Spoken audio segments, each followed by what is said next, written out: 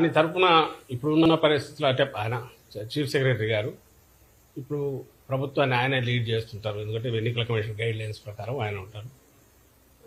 వ్యవహారాలు నడుస్తుంటాయి. కానీ ఒక విషయం అయితే చెప్పదలుచుకున్నాను.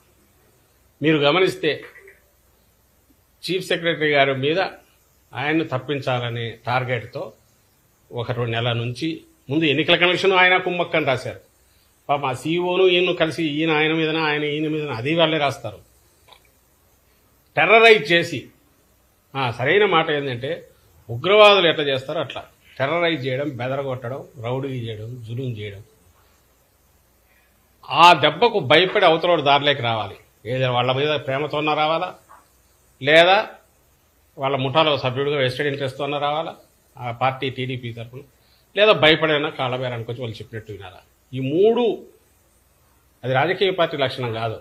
ఈ మూడు లక్షణాలతోనే బతికే పార్టీ వ్యవస్థలను మేనేజ్ చేయడం, వెస్టెడ్ ఇంట్రెస్ట్ ప్రొటెక్ట్ చేయడం, వాళ్ళ వెస్టెడ్ ఇంట్రెస్ట్ ప్రొటెక్ట్ చేయడం, చేసే రకంగా చూడడం, దారిలోకి రాని వాళ్ళని మీడియా పవర్ యూజ్ చేసి ఈ తమకున్న గోబెల్స్ ప్రచారం ఏదో దాంతో దెబ్బ కొట్టి కాళ్ళబేరానికి తెచ్చుకోవడం. వాడు ఎంతటైనా వాడైనా సరే మోడీకే దిక్కు లేదు, ఆయన్నే రోడ్డు మీద పడేసి ఆడుకున్నాడు చంద్రబాబు నాయుడు. అంత శక్తి సంపన్నులు వాళ్ళు చంద్రబాబు నాయుడు దాంట్లో.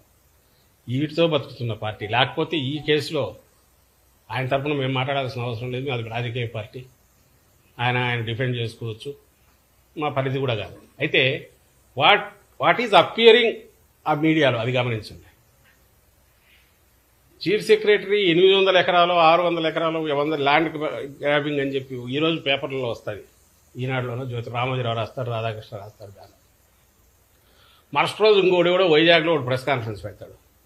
ఆ సాయంత్రమో 11 మళ్ళీ టీడీపీ వాళ్ళు ఎలక్షన్ కమిషన్కు మిగిలిన వాటికి పిటిషన్లు పెడతారు. ఐ థింక్ కోర్టులో కూడా వేసింటారేమో, కోర్టులో కూడా ఒకటి వేస్తారు. అంటే 14 వేస్తే రీడర్ కానీ వ్యూవర్ కానీ చూస్తుంటే ఒకేసారి అన్ని వైపుల నుంచి కమ్ముకొని అటాక్ చూశాక ఏమో నిజం ఉండకపోతుందా అని అనుకుంటారు.